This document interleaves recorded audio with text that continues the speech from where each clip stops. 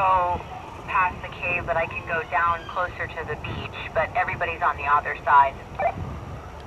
Go ahead and just stay where you're at then. I don't want to do anything that might spook them in any way, because they'll both leave. They just moved down closer to the water. Something startled them.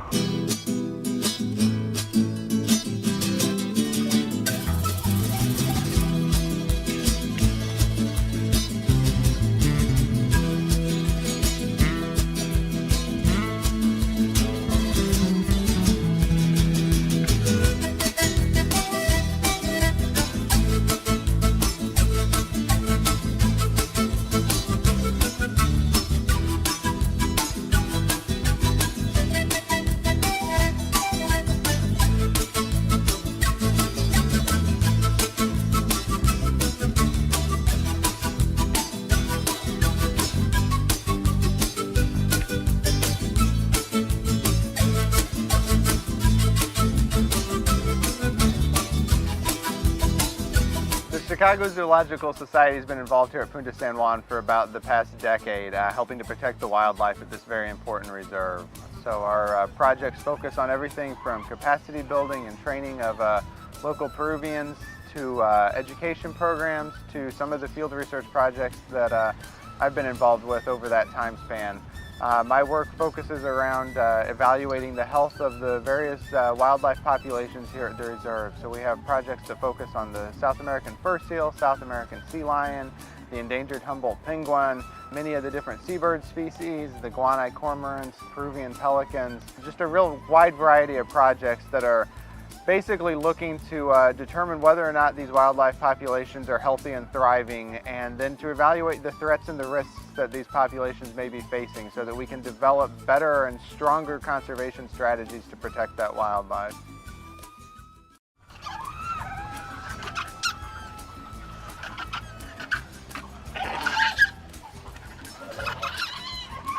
We're getting a little bit of a late start today since it's the first day. Always a lot of prep work for us to get everything situated and organized and ready to go out in the field. A lot of supplies and a lot of equipment to move around. So we will probably only be doing a few animals today, but we'll make up for it with more tomorrow. Try and start with some sea lions today. They're a little bit trickier for us to get our hands on. They're very quick to flee into the water, which is obviously not a good place for a anesthetized animal to head. So we have to do it very safely, and we have to make sure that we've got animals in a good position and a good location before we try to anesthetize anything. So we've just got a few animals that are in the right place today. So we'll try and get our hands on at least one or two of them today and go from there. So we use a combination of 3 different anesthetic drugs with these animals, which are all reversible agents. So Dr. Megan here is pulling up the reversals while I'm pulling up the anesthetics, and we'll load the anesthetic drugs into a dart and try and get that into the animal. We always have the reversal agents also pulled up into a dart so that if the animal does decide to try and leave and head to the water, we're able to fire a second dart into the animal with the reversals so that it doesn't become anesthetized or fall asleep while it's in the water. There's very little known about the South American sea lion from a health standpoint, from a standpoint of where the animals go when they're out in the water, their range, their foraging behaviors. There's just a whole lot of missing basic information. So the work we're doing here really is sort of setting the way for a number of different projects. This year is the first year we're putting tags on these animals, so we'll get some satellite information on where they go and what they're doing during the time that they're out at sea. From a health standpoint, we're just starting to get some good information on the diseases that they may be exposed to, potential health concern risks for this population, as well as the more endangered fur seals that they share such a close range with. I'm loading up the darts here, so we've got our anesthetic drugs loaded in here. We're putting an air charge behind it, which will cause the injection into the animal, and about ready to walk off here and go try to get an animal.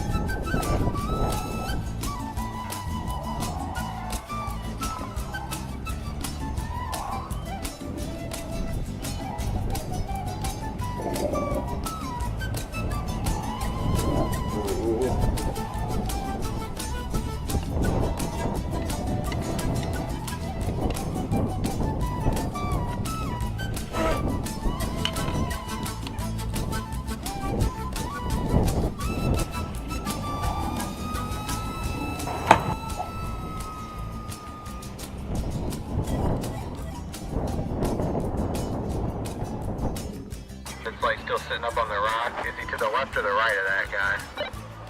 He's to the left of that guy.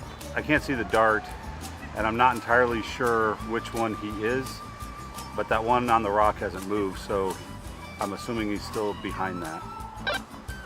Because I've got one behind that guy with his head up on the rock that's got his head down.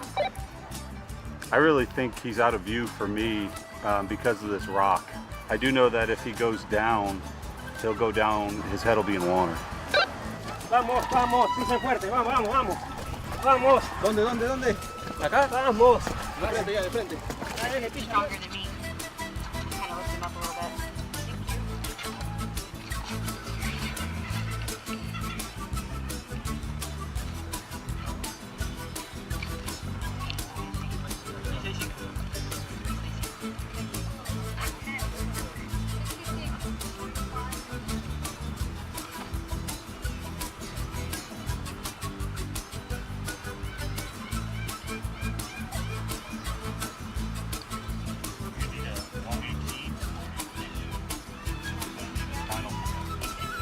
I think the spine will be easier.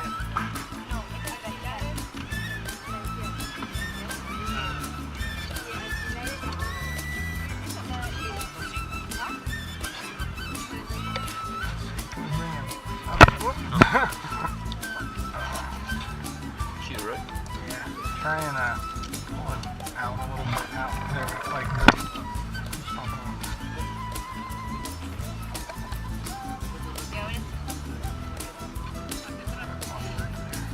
Y ahí estoy, ¿eh?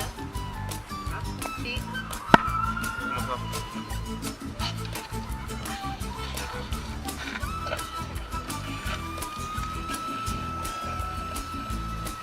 Yo no me estoy moviendo de donde estaba en la punta del...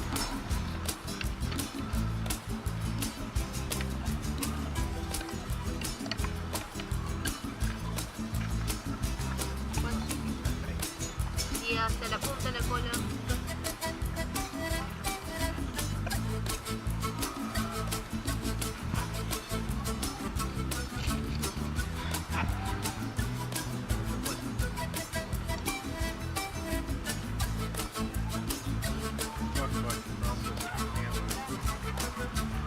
Yeah. Let me get this tube in him and then I will, as I'm doing things. Yeah.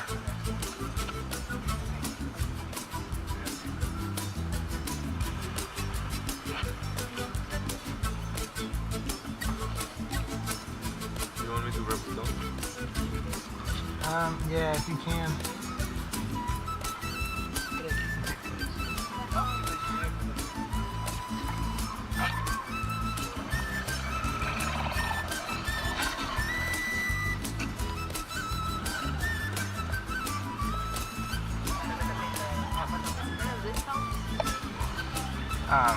No, I think just somebody pulling this way. He's just like downhill, so all of his pharyngeal tissue is just like falling where I don't need it.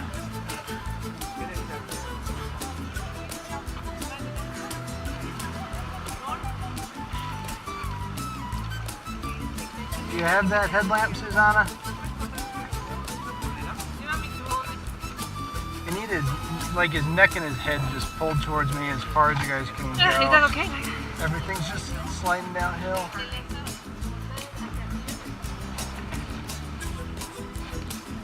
There we go. It's on. Okay.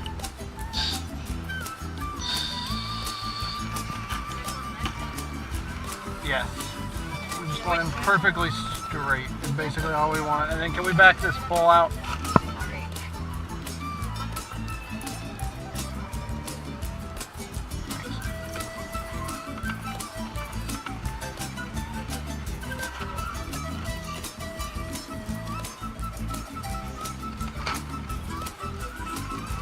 Grab a pair of hemostats. I'll try and put this on. I think I can get it on there.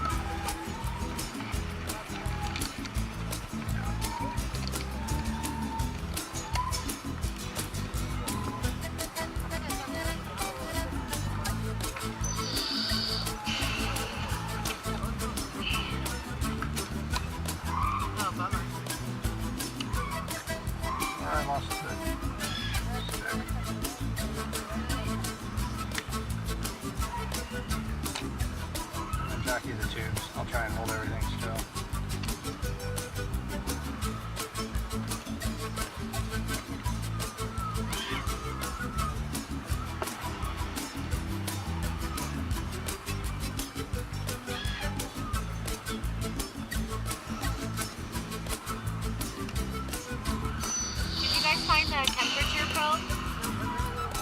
we're filling some blood tubes here. We take about 100 cc's of total blood off of these guys in a variety of different tube types for a variety of different testing. So we're getting the last few tubes here on this animal now.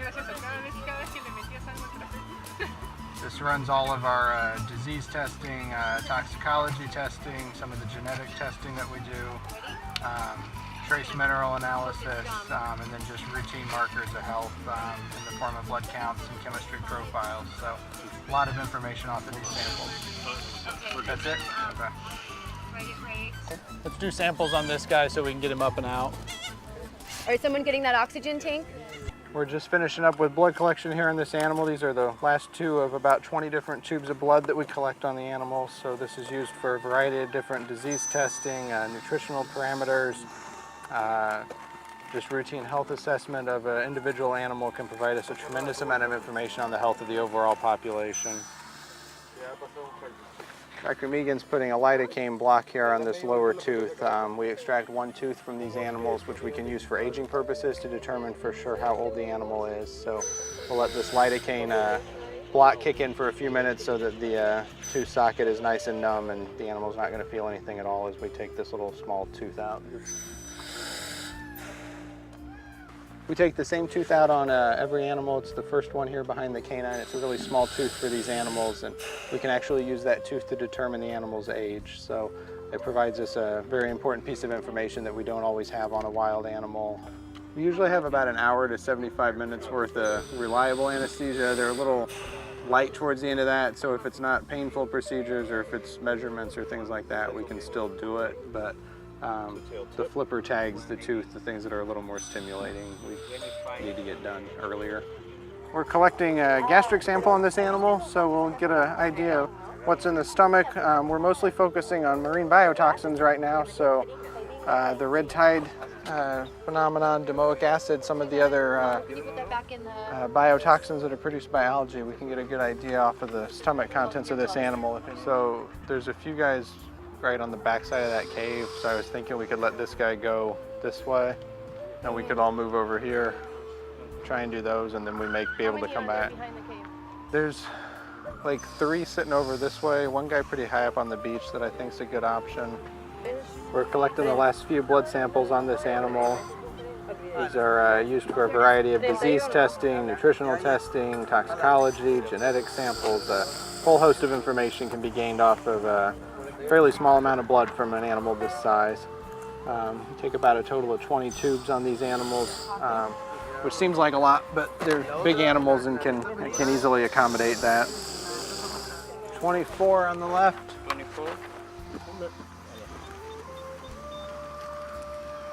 29 on the right. What? 29. Let's try to keep it at 39 if we can with the water. Good job, guys. About 18 on the right. This is really such a magical place here at Punta San Juan. There are just so few places like this around the world where you can find this much wildlife packed into one place, and that for me is one of the things that's always really made this such a special place to do conservation work. The number of animals that are inhabiting this little small peninsula is really just so astonishing to see that it's really hard to put it into words when you think about the hundreds of thousands of seabirds, 5,000 to 10,000 penguins, 5,000 to 10,000 fur seals and sea lions. It's really just such a huge amount of wildlife in a little 130-acre reserve that it's really such a magical place.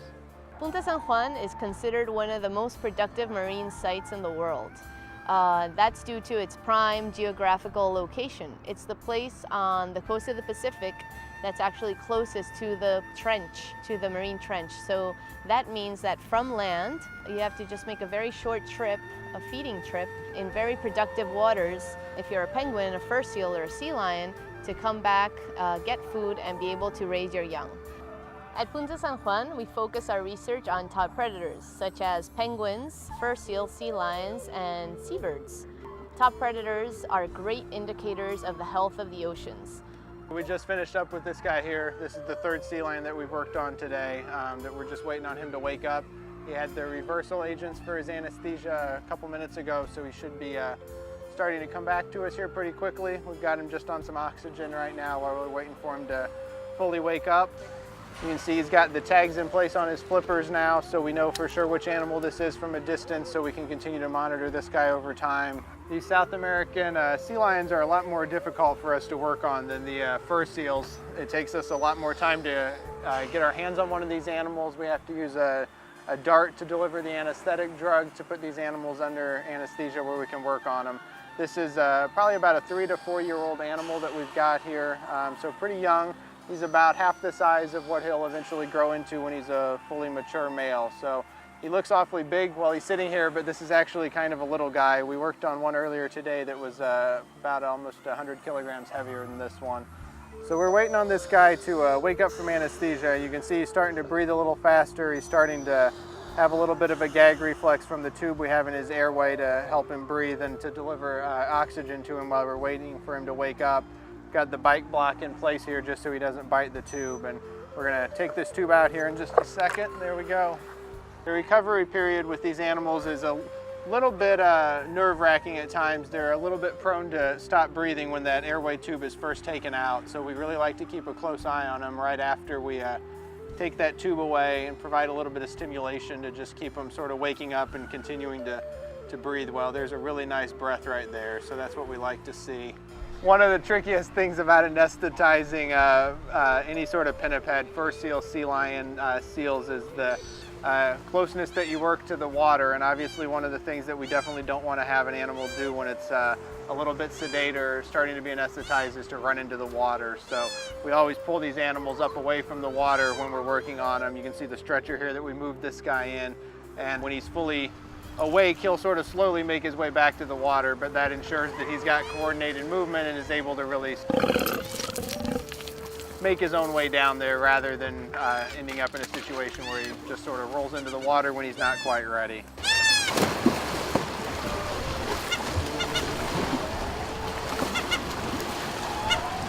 We've just finished up our sample collection on this animal, and we're literally waiting on the glue to dry at this point. So we're keeping the animal under anesthesia for a few more minutes, waiting on the glue on this satellite tag to set up here. So Susanna, tell us a little bit about what this tag is going to tell us. So this is a South American sea lion. This is a subadult male. He's probably about, say, 5 or 6 years old. And this is the first animal that's being satellite tagged in Peru for this species. It's a satellite tag. It's going to transmit, give us a location per day, a lat-long location of where this animal is. It also has a wet-dry sensor, which will be able to tell us how much of the day it spends in the water versus how much time it is on land. And it's going to record temperature for each day. Also, it's going to spit out a histogram of the temperature where the animal is when it's in the water. So we're going to understand what kind of marine environment it is in when it's traveling or foraging. And this is the first animal that we've got one of these on. We've got about 15 now that we've identified that we've got flipper tags on. Mm-hmm. So this is really the next step in getting a better understanding of these animals, where they go and what they're doing, right? Exactly. So the flipper tags allow us to monitor these animals from land. This species is really understudied in Peru. We don't know much about how they're dispersing or how they're moving along the marine environment. The flipper tags, we can see who comes back to Punta San Juan, which individuals, but the tag will really let us get our feet wet and go into the water through this piece of technology, and understand what places would they prefer, what does a subadult male do, does he just come here maybe once a year and then goes to another place the rest of the year. It'll be all new information for this species. And we literally just have this glued onto his head, so in 9 months when this guy molts, it's just gonna come right off with the molt. Right, so the fur on his head is he's going to change his fur coat, and that's when the tag will just fall off. And we're going to be downloading all the data from the satellite. So because we don't know much on these animals, we can't really put on a device that we're going to recover, and we need to download data from the satellite. We've got a little pup here, obviously, a little fur seal pup. So what do we know about this guy from an age standpoint and everything else? Okay, so these fur seals are born between October and December. He's probably at about 2 weeks old at maximum. Yeah. He's a newborn pup that we found him on the beach. and his mom is probably out doing her first foraging trip while he's being left alone on the beach for the first time. And so what sort of work do you guys do with the fur seal pups? Well, with the fur seal pups, we do pup roundups, and we go to the beach, and while their moms are already out foraging and they can be left alone, we go round them up on the beach, and then we weigh each one of them. We'll obviously see if it's a male or a female, and we take different measurements to see how their body condition is and how they're growing. We do that once a month for about 3 months. If we can, in 4 or 5 months, even better. And we can estimate a growth rate on these guys. The growth rates on fur seal pups are a great indicator for how they're, not only how they're growing, but also they're a great reflection of what's happening in the marine ecosystem. Because their moms, all they're doing is going out to forage to come to the beach and nurse them. So if we can understand how that rate is either increasing, stabilizing, or decreasing during the first 3 months of life, it's an indicator if it's a good year or a bad year, and it'll be very important for their survival, how fat they're getting during those first 3 months. Okay.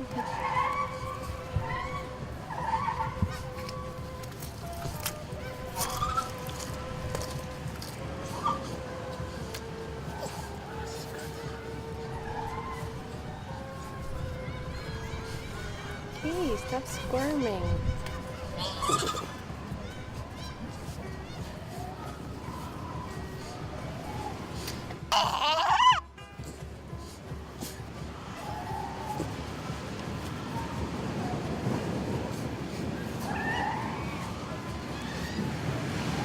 Look at his. Sure how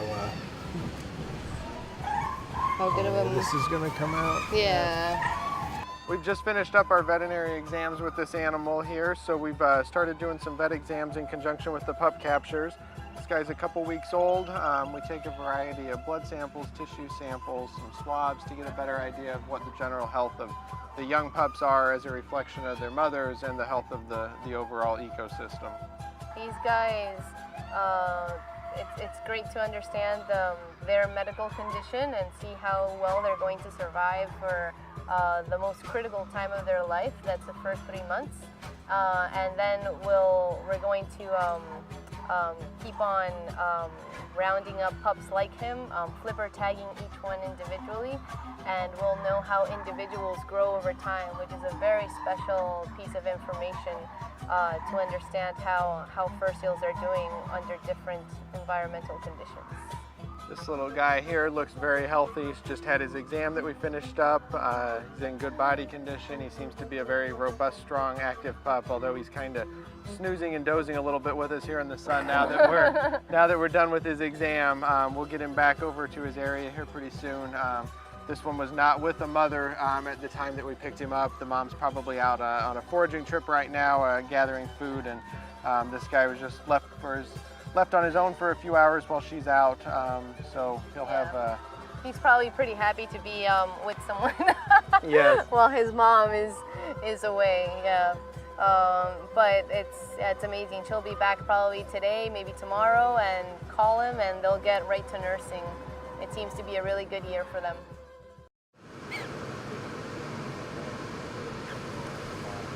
We started the Penguin Health Assessment Project back in 2007, and we've been monitoring this same group of Humboldt penguins since that time. And we're able to gather some really important information on the health of these birds that helps us to develop better conservation strategies for them. And one of the things that we really are keenly looking at is the diseases that are present within this population, as well as the diseases that are not present within this population. So it's very important for us to know what problems the birds are affected with and what we need to do from a conservation standpoint to help protect this population. But it's equally important for us to know what diseases are not here. And when we think about diseases that have shown up in the United States, like West Nile virus and some of the new avian influenza viruses that are very well explained in just sort of our popular media every day, those diseases aren't really present here in high numbers, but they could do very significant damage if we were to see a West Nile introduction into this area. So those are the kinds of things that we focus on as far as protecting the health of this wildlife long term. We also, with the Humboldt penguins, work with a variety of different projects that focus on the nutritional health of these birds. We look at some of the population genetics of this bird species so we can understand where these birds are potentially moving to and from within the reserve system, so we know what other sites are potentially an important place to protect. Punta San Juan is definitely the largest population of Humboldt penguins concentrated into one area, so it's a very important site for us to protect, and we know that it sort of serves as the dispersal site for a lot of penguins that are found at other sites, and because of that, this breeding colony is really the most important one to protect. With any wildlife population, we're always concerned about toxin exposure and environmental contaminants. So one of the things that we've been looking at with the Humboldt penguin is also the exposure that the Punta San Juan population has to toxins within the environment. So we collect a variety of blood and feather and other samples that we're able to analyze for those toxins to try and get a good understanding of what the impact of those may be within this marine environment here at Punta San Juan.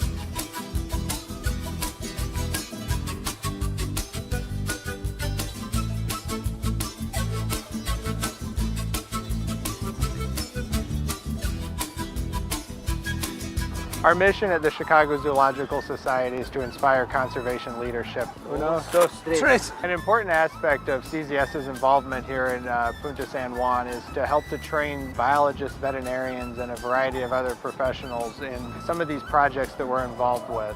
CZS staff can travel 1,000 miles and come down here to Peru and help with these projects, but it would be an immense benefit if we're able to instill those skills within our colleagues here in Peru. In many ways, our biggest achievement would just be to be able to walk away knowing that this amazing and wonderful place is protected for generations to come, and that we've really made a difference in our conservation efforts here.